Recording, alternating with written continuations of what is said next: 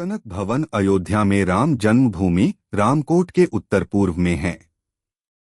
एक कनक भवन अयोध्या के बेहतरीन और प्रसिद्ध मंदिरों में से एक है। ऐसा माना जाता है कि यह भवन भगवान श्री राम जी से विवाह के तुरंत बाद महारानी कैकेयी जी द्वारा देवी सीता जी को उपहार में दिया गया था। यह देवी सीता और भगवान राम का निजी महल है। मान्यताओं के अनुसार मूल कनक भवन के टूट फूट जाने के बाद द्वापर युग में स्वयं श्री कृष्ण जी द्वारा इसे पुनः निर्मित किया गया। माना जाता है कि मध्यकाल में इसे विक्रमादित्य ने इसका जीर्णोद्धार करवाया। बाद में इसे ओरछा की रानी वृषभानु कुंवरी द्वारा पुनर्निर्मित किया गया, जो आज भी उपस्थित है। 4-5 गर्भगृह में स्थापित मुख्य मूर्तियां भगवान राम और देवी सीता की हैं। इस मंदिर को एक विशाल महल के रूप में अभिकल्पित किया गया है। इस मंदिर का स्थापत्य राजस्थान व बुंदेलखंड के सुंदर महलों से मिलता जुलता है।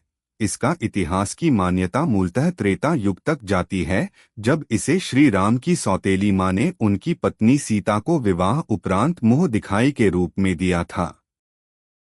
कालांतर में यह जीर्ण शीर्ण होते हुए पूर्णतः नष्ट हो गया तथा इसका कई बार पुनर्निर्माण व जीर्णोद्धार हुआ। पहला पुनर्निर्माण राम के पुत्र कुश द्वारा द्वापर युग के प्रारंभिक काल में किया गया। इसके बाद द्वापर युग के मध्य में राजा ऋषभ देव द्वारा पुनः बनवाया गया तथा श्री कृष्ण द्वारा भी कली युग के पूर्व काल लगभग 614 ईपू इस प्राचीन स्थान की यात्रा किए जाने की मान्यता है।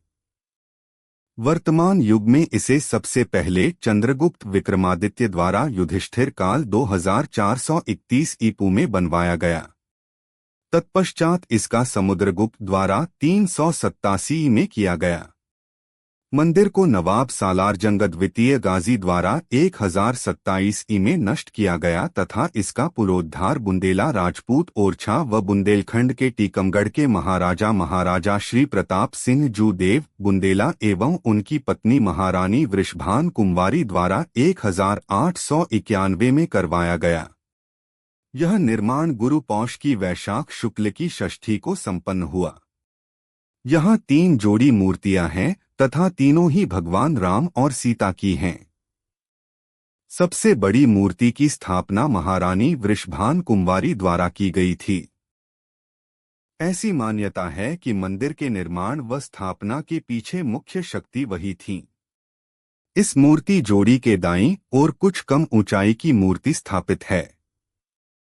कहते हैं कि उसे राजा विक्रमादित्य ने स्थापित किया था।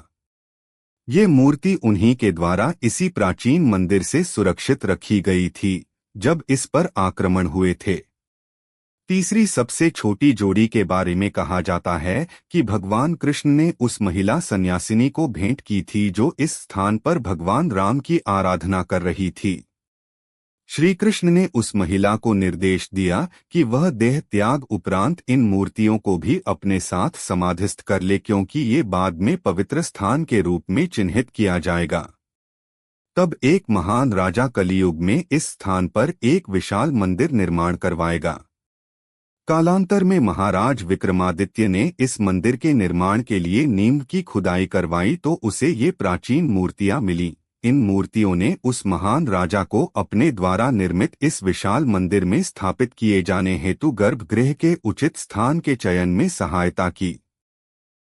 वर्तमान मंदिर निर्माण के समय तीनों जोड़ियां गर्भगृह में प्रतिष्ठित की गईं। अब इन तीनों ही जोड़ियों को देखा जा सकता है।